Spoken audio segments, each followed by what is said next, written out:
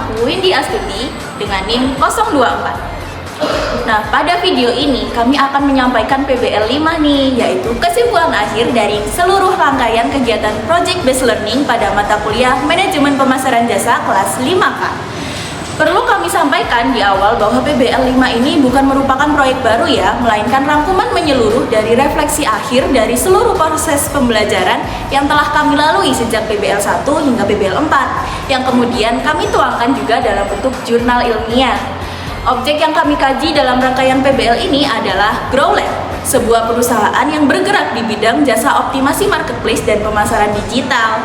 Pemilihan GrowLab didasarkan pada relevansinya dengan materi manajemen pemasaran jasa, khususnya dalam konteks kualitas layanan, kepuasan pelanggan, dan proses pendistribusian layanan jasa di era digital. Secara kronologis, rangkaian PBL ini kami jalani dalam beberapa tahap. Pada 21 September 2025 lalu, kami mengerjakan PBL 1 dengan fokus pada problem identification. Pada tahap ini, kami melakukan observasi awal terhadap GrowLab untuk memahami kondisi perusahaan, jenis layanan yang ditawarkan, serta gambaran umum proses operasionalnya. Dari PBL 1 ini, kami mulai mengidentifikasi berbagai potensi permasalahan yang berkaitan dengan layanan jasa yang diberikan kepada pelanggannya. Selanjutnya, kami melanjutkan pada PBL 2 dengan fokus pada problem analysis dan validation. Pada tahap ini, permasalahan yang telah kami identifikasi sebelumnya tidak hanya dicatat, tetapi juga dianalisis dan divalidasi melalui wawancara dan pengamatan yang lebih mendalam. Tujuannya adalah untuk memastikan bahwa permasalahan tersebut benar-benar relevan dan berdampak terhadap kualitas layanan serta kepuasan pelanggan. Kemudian, kami juga melaksanakan presentasi dan penyusunan makalah dengan tema mendistribusikan layanan. Kegiatan ini membantu kami memahami proses pendistribusian jasa dilakukan oleh GrowLab, serta bagaimana layanan tersebut disampaikan pada pelanggan secara langsung maupun melalui sistem digital. Pada tanggal yang sama, kami juga mengerjakan PBL 3 dengan fokus pada Solution Concept Development, yaitu merumuskan konsep solusi atas permasalahan yang telah dianalisis pada tahap sebelumnya. Selanjutnya, kami mempresentasikan kembali hasil analisis terkait mendistribusikan layanan itu yang sekaligus menjadi sarana evaluasi terhadap solusi yang telah kami susun. Lalu kami menyelesaikan PBL 4 dengan fokus pada implementation planning. Kami menyusun rencana implementasi solusi secara lebih konkret dan sistematis agar solusi yang diusulkan tidak hanya bersifat konseptual, tetapi juga realistis dan dapat diterapkan oleh perusahaan. Melalui rangkaian PBL ini, kami memperoleh pemahaman yang komprehensif mengenai bagaimana permasalahan layanan jasa diidentifikasi, dianalisis, hingga dirumuskan solusinya secara bertahap dan terstruktur. Oleh karena itu, pada PBL 5 ini, kami akan menyampaikan kesimpulan akhir dari seluruh proses tersebut serta refleksi pembelajaran yang kami peroleh. Selanjutnya, saya akan menyerahkan penjelasan kepada rekan saya yang akan membahas ringkasan temuan utama dari PBL 1 dan PBL 2, khususnya terkait permasalahan layanan yang ditemukan pada GrowLab.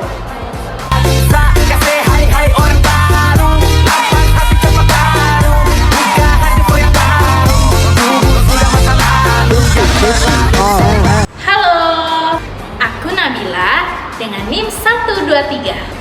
Nah, pada bagian ini saya akan menjelaskan ringkasan hasil PBL 1 dan PBL 2 yang menjadi dasar dari keseluruhan analisis kami. Nah, pada PBL 1 kami memulai dengan melakukan observasi terhadap GrowLab untuk memahami bagaimana sih perusahaan ini tuh beroperasi sehari-harinya. Dari tahap awal ini, kami melihat bahwa GrowLab ini memiliki potensi bisnis yang sangat besar, terutama karena meningkatnya kebutuhan pelaku usaha terhadap jasa optimasi marketplace. Nah, namun di sisi lain kami juga mulai melihat nih adanya indikasi bahwa sistem internal perusahaan ini belum sepenuhnya terstruktur dengan baik. Nah, permasalahan PBL 2 ini kami mulai mengidentifikasi yang lebih spesifik. Salah satunya adalah kami menemukan adanya kesalahan teknis secara operasional, yang dimana seperti ketidakkonsistenan dalam pengelolaan akun klien. Nah, hal ini tuh menunjukkan bahwa belum adanya standar kerja yang baku dalam proses operasionalnya. Nah, permasalahan kedua adalah lambatnya waktu respon terhadap klien. Nah, dalam konteks jasa digital ini sendiri, respon yang cepat itu sangat menentukan kepuasan pelanggan.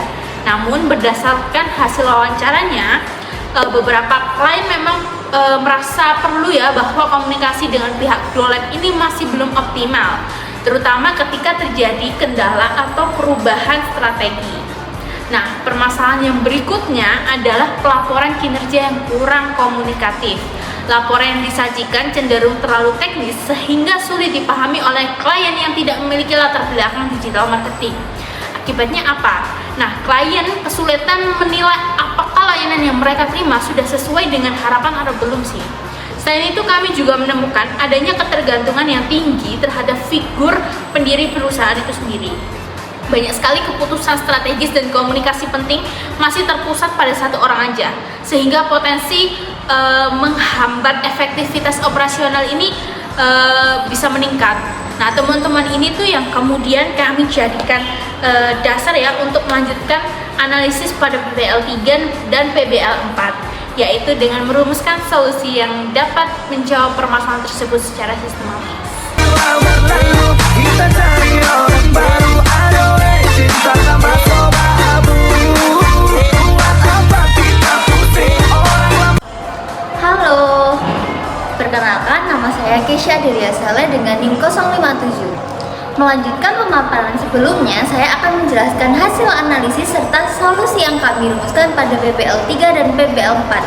Pada PBL 3, kami mulai mengaitkan permasalahan yang telah ditemukan dengan teori-teori dalam manajemen pemasaran jasa, khususnya teori service quality, customer satisfaction, dan customer relationship management. Dari analisis tersebut, kami menyimpulkan bahwa masalah yang dihadapi GrowLab tidak hanya berdampak pada operasional internal, tetapi juga pada persepsi pelanggan terhadap kualitas layanan.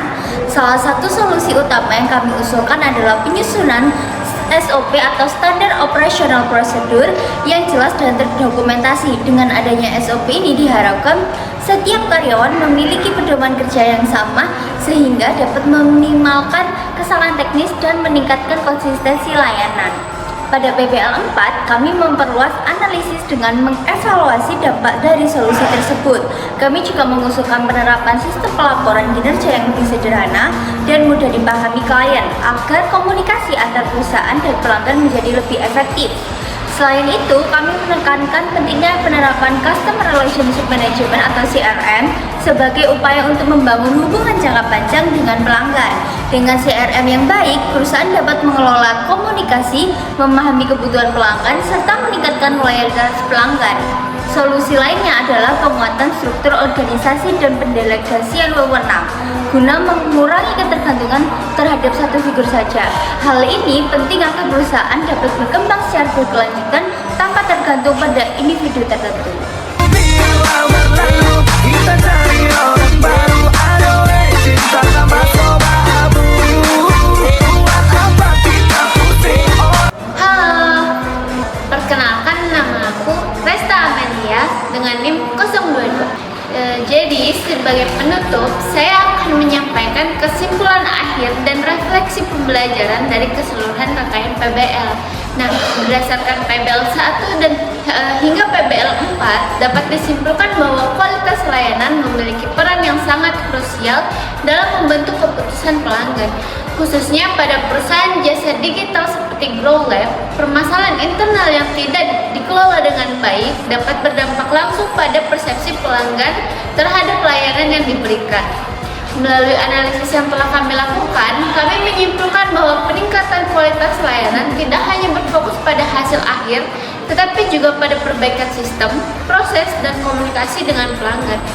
Kesimpulan ini kami rangkum dalam bentuk jurnal sebagai luaran akademik dari kegiatan PBL. Nah, dari sisi pembelajaran, kegiatan PBL ini memberikan pengalaman yang sangat berharga karena kami dapat menghubungkan teori yang diperoleh di kelas dengan kondisi nyata di lapangan. Kami belajar bahwa manajemen pemasaran jasa bukan hanya tentang strategi pemasaran, tetapi juga tentang bagaimana perusahaan itu mengelola layanan dan hubungan dengan pelanggan secara berkelanjutan. Sebagai penutup, saya berharap hasil PBL ini dapat memberikan manfaat baik bagi kami sebagai mahasiswa maupun bagi perusahaan yang menjadi objek